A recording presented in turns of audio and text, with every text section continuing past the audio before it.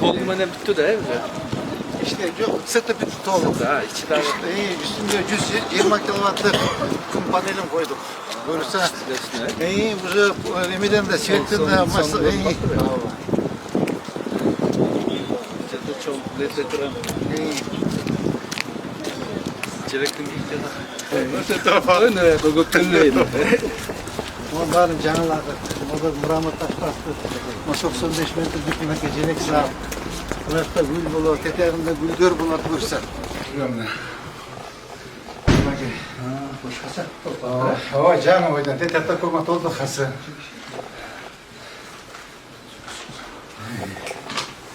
Mebelde aynen orada. Ой, can alıp geldik iyi. Kınız.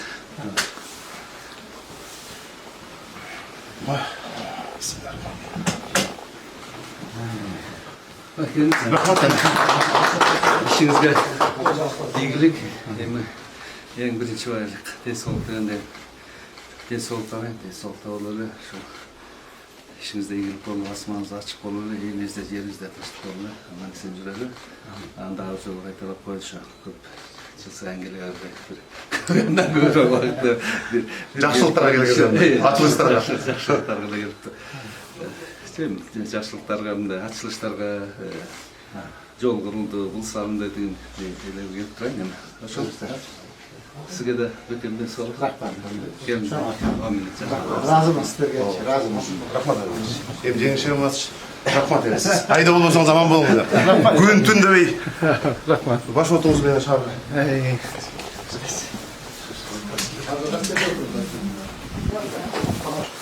Men kaldım anda. İlgili kalan yaşlılığımız makul. Makulcakça.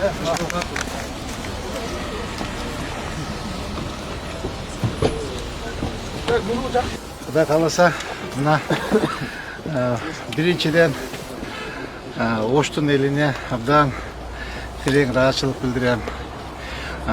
Oştun eli kemenger, mıymandос, dostlukka bekем kalk.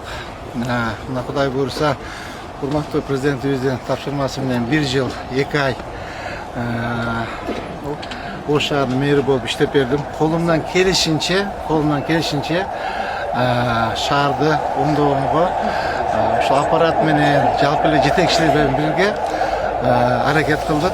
Men ойлойм, şahardыктардын алдында, элдин алдында биздин жүзүбүз жарык, анткени бизге алдыбызга койгон тапшырмаларды дээрлик 200% аткардык. Толук бойдон. Кудай кааласа bir top жумуштар калды.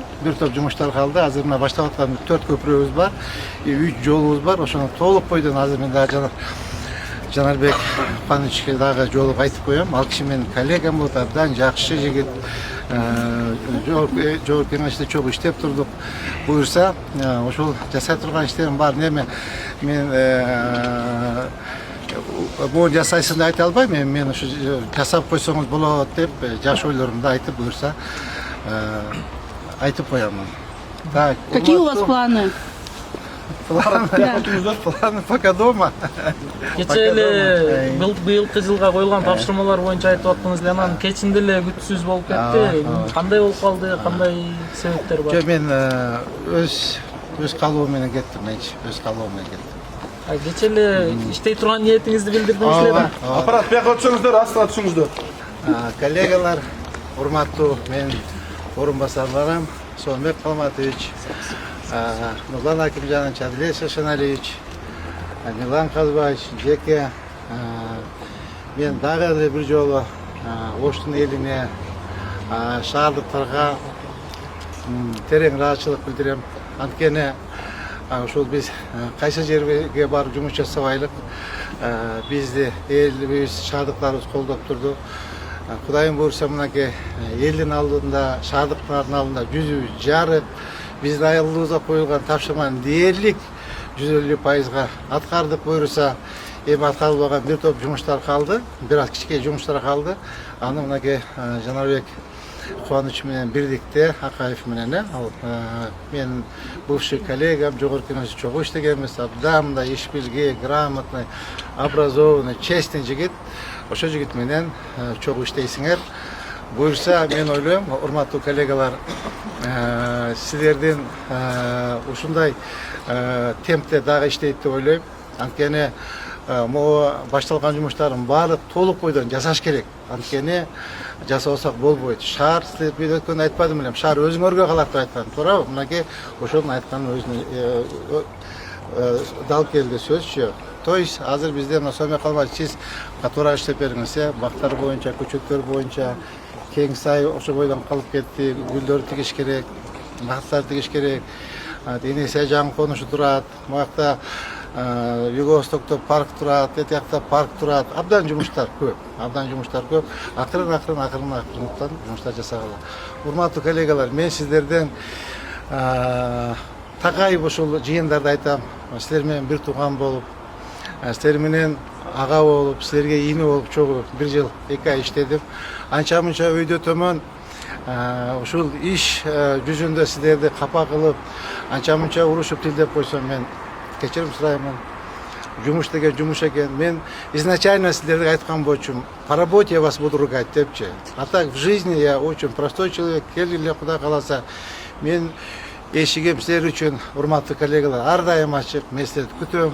Кудай кааласа, Жалал-Абадта, Манас шаарында сиздердин бир тууганыңыздар бар. Бул мен Кудай кааласа жакшылык, эң ол жакшылыкта да силер менен чогуу бирге болгум келет.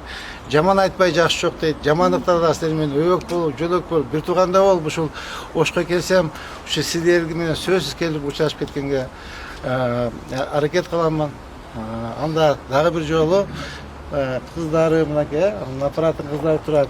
Анча-мынча кыздарды деле тилдеп урушуп коюп атам, батыраак баскыла, батыраак кыймылдагыла деп буюрса, мынакей биздин дагы иш мөөнөт аяктады.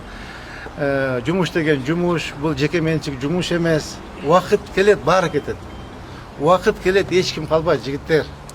Мына биз деле Кудай кааласа 1 жыл 2 ай иштедик. Урматтуу президентибиз Садыр Кожоевич ушул шаарга мэр кылып жөнөттү. Мен ойлойм, толук бойдон биздин алдыбызга койгон тапшырма аткарылды.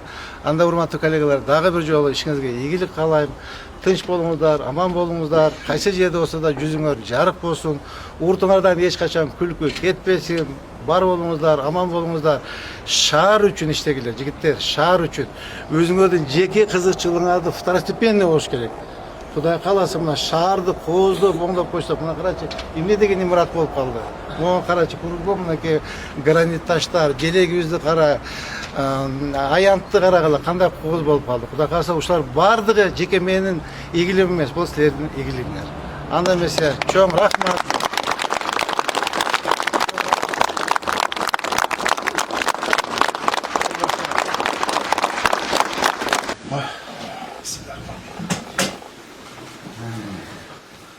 Rahmat. İşinizde ilgilik.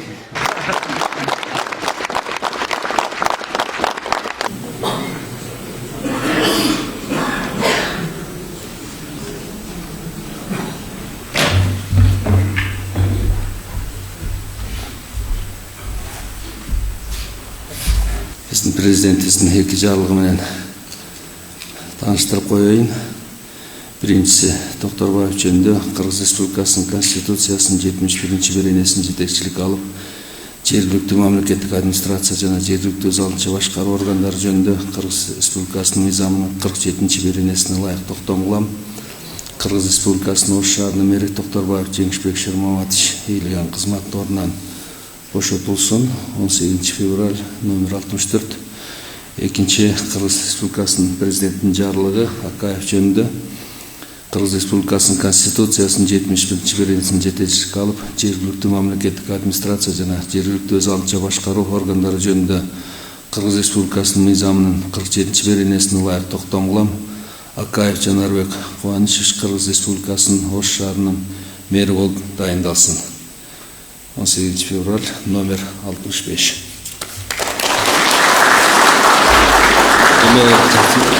Жанарбек Кубанычевичти өзүңүздөр жакшылай тааныйт болушуңуздар керек. Бүгүнкү күндө Кыргыз Республикасынын Жогорку Кеңешинин депутаты болуп иштеп жатат. Көп жыл депутат болгон тажрыйбасы бар. жана Кубаныч мына Ош шаарында абдан көп жумуштар жасалып жатат. Ошолорду ийгиликтүү улантып кетесиз деп ишенем. Ишиңизге ийгилик. Жеңишбек Шырматович, жакшы жумуштар жасадыңыз. Кечээ эле Ош шаарына жакшы деген баа берилип кетти. Жакшы жумуштар жасалып жатат. Сизге да чоң ыраазычылык. Рахмат. Эми жана Кубаныч мен коллега өткөндө да бул жерден айткам. Эң негизги саясатка аралашпай, өзүңөрдүн так функцияңарды аткаргыла деп мына сизге, анан кийин ушу Ош шаарындагы муниципалдык, анан мамлекеттик органдарындагы Ош шаарындагы бөлүмдөрү баардыгына бул жерден айтып кеткен. Мен кайталамай эле коеюн. Ушу эң негизгиси ушу эч саясатка аралашпай, ар бир муниципалдык, мамлекеттик органдардын өзүнүн так функциясы бар. Ошону эле өз убагында так аткарып турсаңыздар, андан башка сиздерге коюлган талап деле жок. Ошо эми ишиңиздерге ийгилик. Мен сиздерге мындай жат эмесмин, билесиздер. Менин студенттик күндөрүмдө эле, жаштыгым деле ушул Ош шаарында өттү. Дээрлик сиздердин айрымдарды гана тааныбай калбасам, бир 95% тааныш элебиз бардыгыбыз. Анан эми мага чынын айтканда кечээ ушул кечээ эмес, мурдагы күнү ушундай сунуш түшүп калды.